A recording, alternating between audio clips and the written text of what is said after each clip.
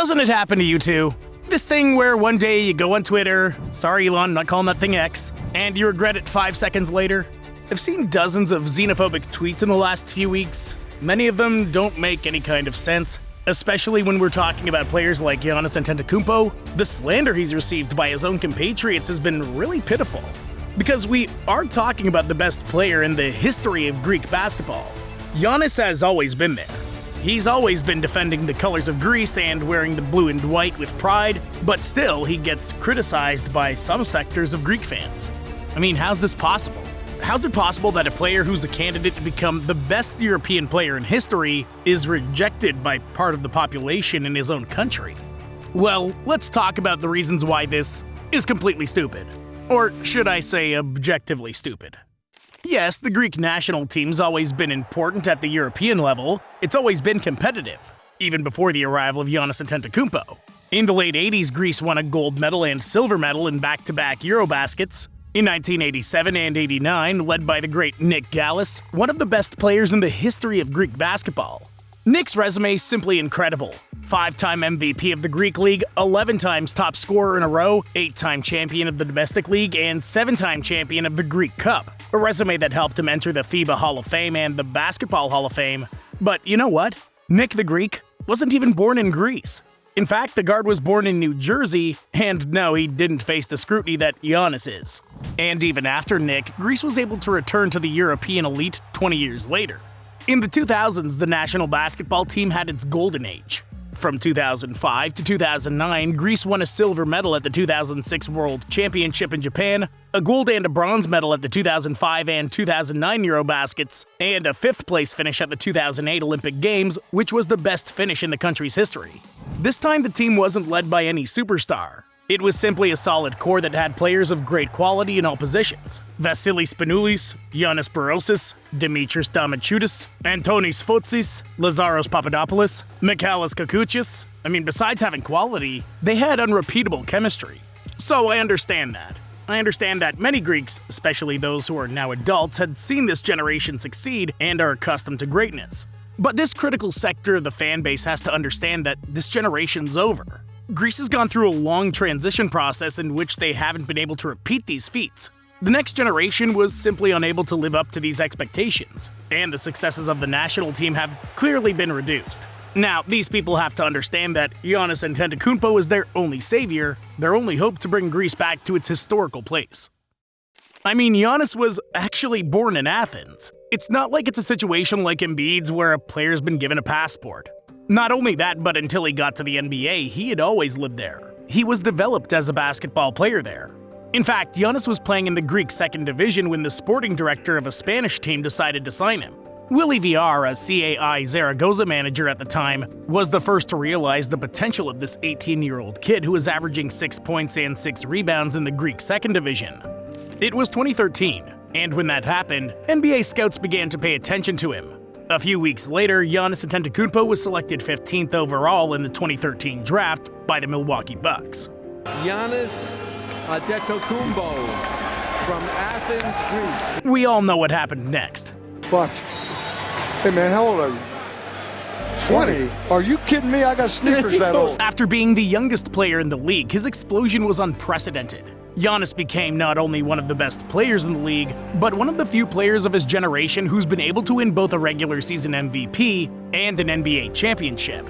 However, when his career ends, his name's already in the history books. And to this day, I don't think the Greek forward would prefer anything over winning a gold medal with the Greek national team. These images speak for themselves when demonstrating his commitment. This is how Giannis celebrated Greece's qualification for its first Olympic Games since 2008. A historic qualification of a team that deserved a place in Paris, and a qualification that undoubtedly came because of the Greek players' tremendous performances. In the 3 pre-Olympic games that would define Greece's future, Giannis averaged 23 points, 5 rebounds, and 2 assists per game. But that wasn't his first time carrying Greece in an international tournament. Just last year, the nation managed to qualify for the 2023 World Cup thanks to the surreal averages of 33 points, 8 rebounds, and 3 assists per game. If we go back further in time to Eurobasket 2022, in which Greece achieved its best qualification since 2009, Giannis averaged 29 points, 9 rebounds, and 5 assists per game. Stat line's more typical of the NBA than of a FIBA competition, but Antetokounmpo, yeah, he's just like that.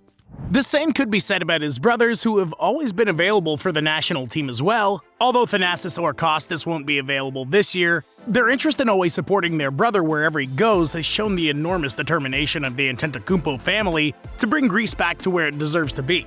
However, at the upcoming Paris Olympics, Giannis will be the only player from the country with a contract in the best basketball league in the world. At his side will be players with past NBA experience, such as playmaking guard Nick Calathes, scoring power forward Kostas Papanikolaou, or former King and Blazer center Georgios Papagiannis. They're also joined by other good talents such as Thomas Walkup or Konstantinos Mitoglou, and will try to surprise everyone.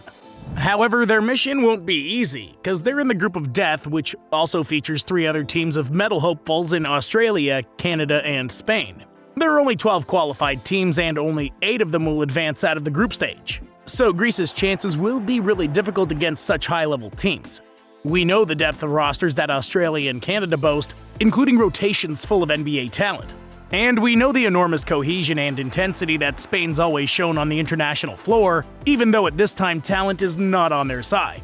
But as long as there's a slim chance, Giannis and Greece will fight with all their might for their country. However, there's an argument that's devastating for that xenophobic sector of Greek fans. Yeah, I know they aren't all like that. In fact, most Greek fans understand that Giannis is a blessing for the country. But for those fans who not only don't trust him, but also don't want him to represent Greece in international basketball, here's a question for you. Where would the national team be without Giannis? The answer's probably scary. Greece isn't an elite team without him. In fact, it's far from it. A few years ago, a solid core of players could bring you up to the top of the podium in international tournaments. That's something we saw happen during the golden age of the Greek national team back in the mid-2000s. But from then until today, basketball's changed a lot. Not only because of countries like Canada, Australia, Japan, Bahamas, the Dominican, who are having some of the best generations in their history, but also the competition for Greek in the European context is bigger than ever. All the powerful teams in Europe have their star players. An NBA player who's able to affect the game like no other. In the case of Serbia, they got Nikola Jokic. In the case of France, that'll be Victor Wembanyama. In the case of Germany, it's Dennis Schroeder. And I know, putting Dennis in a group like this considering his NBA status might seem a little wild, but if you've watched the man play in FIBA, he looks like a demigod, like the best guard in the world. And then of course you got Greece, who has Giannis. Let's be honest. Most experts don't expect the Greek men's basketball team to medal at this year's Olympics. The great international competition can leave Greece out as early as the group stage. The odds are even more stacked when you consider that the traditional NBA game is the one that favors Giannis the most compared to FIBA basketball, taking into account the absence of the defensive 3 seconds rule and the smaller size of the court in general. Rules that for a pure slasher like Antetokounmpo are not the best, but man, the only reason why Greece is in a place that it hasn't got to in the last 16 years is because of him. And that, no matter who believes it, is a fact.